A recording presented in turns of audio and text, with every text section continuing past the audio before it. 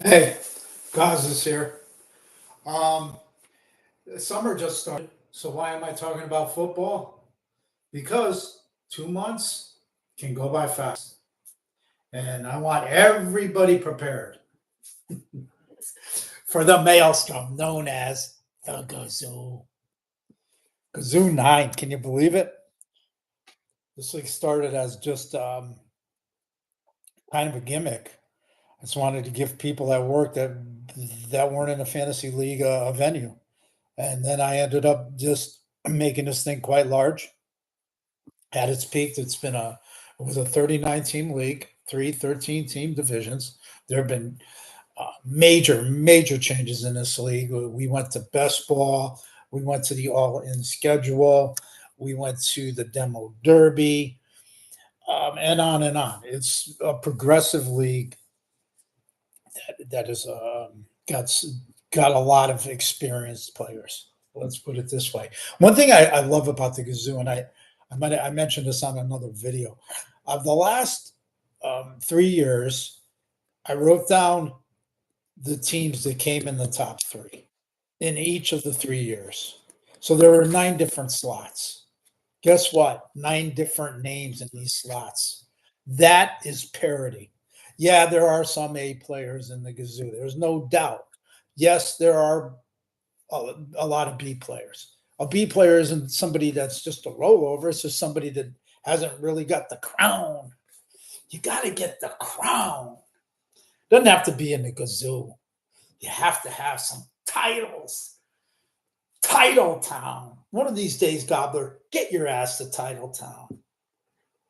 Any real football fan will know what I'm talking about. All right, here's all the bullet points of the Gazoo 9. It'll be on MFL again. We love MFL.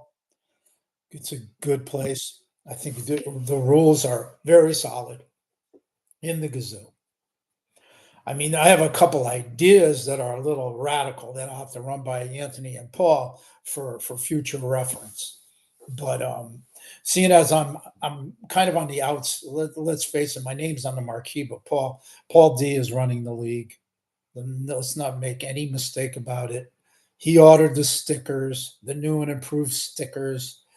I took care of ordering the stat service, and then him and I basically figure out what year to year what are we going to do. In most cases, we're going to say we're going to leave perfect alone.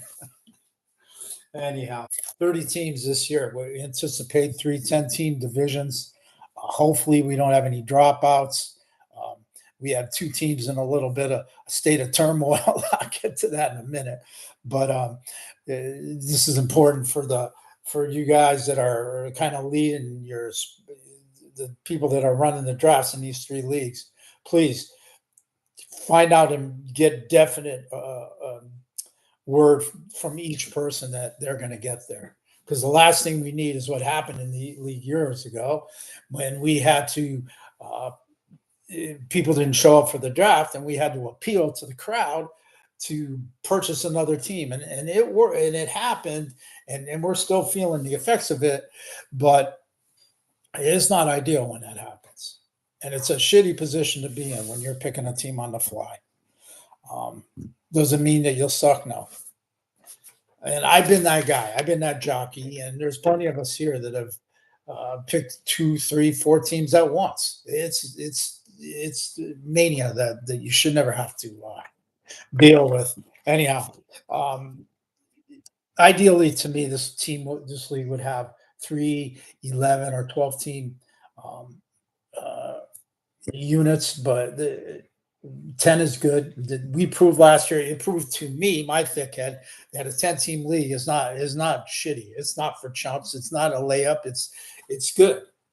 There's 25 teams on the Gazoo roster. I think 16 or 17 of them count, and the rest are on the bench. So it's a really a well thought out situation. There's 2 teams that are going to switch divisions this year. My team, I'm not going to be at the draft, so I have a proxy. I have the mysterious Dion Britton coming to be my partner in that league. the name of the team will be examined. Talk to Dion, see what he wants to do, or I'll just be my arbitrary self and dub a name on it. Um, let's make this perfectly clear. Dion is on probation. He is picking this team. If he behaves, he might get a slot next year on his own. Anyhow, I'm gonna obviously I'm gonna miss the draft, and I'm especially miss seeing that meathead after all those years. Anyhow, IRs this year there is a IR eligible list. I'll attempt to post it on the website, and I will definitely double and triple check this list.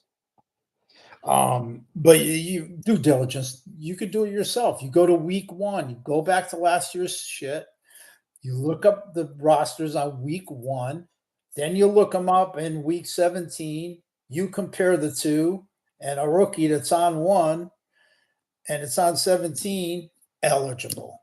Not that complicated. There's not that many people on this list. There's 9 players. The reason I do this is because we have a team quarterback situation. By the way, one of the greatest rules in fantasy. TC, great. I know that did you make that up, or was that pilfered from that league that you kind of started the TCFL from? I don't know, but either way, it's a awesome rule. So, like I said, there's not that many players involved, but these are late up, dude. Next year, there will be no IRs. This is the swan song on the IRs. I'm sorry if that bugs people, but it's just too difficult in the waning in the stages of a league. When it comes to fantasy league, you got people coming in and out, no matter how good the league, how stable the league. I'm in a league that has been around for 40 something years. And one guy who's been in it, I'd say at least half of those years, probably more, he's moving to California. Gobbler, for instance, he moved to North Carolina. I mean, shit happens. People perish. I mean, I'm sorry, and don't mean to be grim or nothing, but we've known some friends, really some of us good friends, that died, that played in the TCFL. So that is always a sentimental journey. Number 3. So IRs next year, they're not a thing. There is no IR in the Gazoo. I'm sorry, not IRs. I meant keepers. Keepers. If I said IRs, that was wrong. I never meant to. I wrote down IR. I meant keepers. IRs are not a thing in the Gazoo. We had IR spots that came to be because of COVID, and then we got rid of them last year because they were causing friction. So we got rid of the IR rule. We added 2 players, and it is what it is situation. You deal with it. If you have a player that's hurt, you have to decide, can I wait around? And if the answer is no, then you have to cut him, and you can't look back. You can't say, this is no good. Somebody's going to pick him up. Don't worry about that shit. I mean, it's just the gamesmanship is part of it. All right, so the draft itself is going to be slightly different this year. Like I said, it's still going to be 25 players. It's still going to be live draft format, as much as I've been pushing the experimental online. Yeah, selfish reasons. I know, but anyhow, that's not going to happen. The rules are status quo. The scoring is going to be the same. I'm going to nitpick those rules and make sure that we don't have any overlap. Anyhow, like I mentioned, there'll be a lot of stickers, more stickers than ever this year. There'll be 3 different drafts. 2 of them will take place in Wallingford. I believe it's August 29th. I don't have a calendar in front of me, but it's the Friday before Labor Day. The 3rd draft, tentatively, is going to be at Dan Mac's house again, and Anthony will officiate the draft, and then we'll move on. The Derby, like I said, the demo Derby is still in play. It didn't. It was just a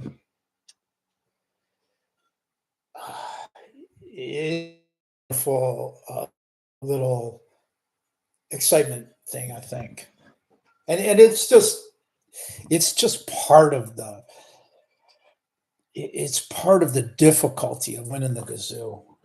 We don't make this easy. No, we do not. And as far as this year, uh, it's the beautiful part about fantasy football, in particular in redraft leagues, is the new beginning aspects. Who cares if you came in last place last year? Who cares if your team sucked? You have a new chance. You have a new life, a new lease on life, a new lease on rotisserie or fantasy life. Yeah, that's what they want you to do. Fantasy is $1 billion industry. I'm not talking millions. I'm talking billions. It's come a long way from the smoky back alley rooms and the lousy, dimly lit magazines and newspapers and it's like you could not recognize the sport of fantasy football now compared to the way it was in the 80s. Is it more fun now? Yeah, probably, but we were having a ball back then. We didn't have Red Zone. We didn't have a computer. All we had was the games on the weekend and Sports Center. Some bonehead like Chris Berman doing the highlights. That was like big stuff. Oh my God. And now it's just like information that's coming at you at all angles. It's like being in a Star Wars, in an episode of Star Wars. It's just nuts and difficult. Anyhow, it I'm it's hard for me to imagine that somebody says the fantasy football sucks, but I do hear it. NFL fans, I meet people in North Carolina all the time, and naturally, sooner or later, the conversation rolls around the sports, and I'll know in 2 seconds if people are sports fans, and I'll know in 1 second after that if they're in fantasy, because a lot of times people will talk tough or talk big, like, yeah, of course, I'm NFL, of course, yeah, I love it. About fantasy, I don't know too much about that. Or I tried it once, it didn't really do much for me. It's gambling. Okay, well, next. This is my third year. We just had our third year anniversary of North Carolina. So, and I'm learning some lessons here for sure. And one of them is that I will never find the the type of sports fans that I hover around back in CT. Those people do not exist here. I'm sorry, I cannot find them, and I'm almost ready to give up. I wanted so bad to start my own league here and mimic, one of the leagues back home, but it's just that's silly. Come on, it's silly, it's childish, and it's just not going to happen. Um, and I'm not complaining. It's just what do you call it? A little shot to the body. All right, that's it. Um, further information to come about the league, please. This is very critical. If you're not getting in the league, or if you're like, yeah, I'm not so sure about this, you please state it sooner than rather than later. And there's always hope. Could I mean people like Seth Walker, Keith Gilman, and this guy and the other guy that I seen win fantasy championships. You're like, they're not athletes. They don't know shit. But you know what? They proved me wrong. Maybe they weren't athletes, but they got it done. Sometimes you got the cheat code. So, and this is a good one, I think. Sometimes you get the bear, not often, and sometimes that bear gets you all the freaking time. The grim, like the freaking four horsemen. I made reference to um, my grandson as the pale rider. I don't know where this stuff comes from in my brain. I call him the pale rider because he is not exactly tan, but and he's a funny guy. But anyhow, Tyler, um, I called him the pale rider, and his mother, laughed about it. But then I looked up the pale rider because I'm like, where did you get that from, Gobbler? It was one of the the the apocalypse of doom had four horsemen. I had to look up on this at a different day, but and the pale rider was one. Oh, you can't make this crap up. My brain is fried.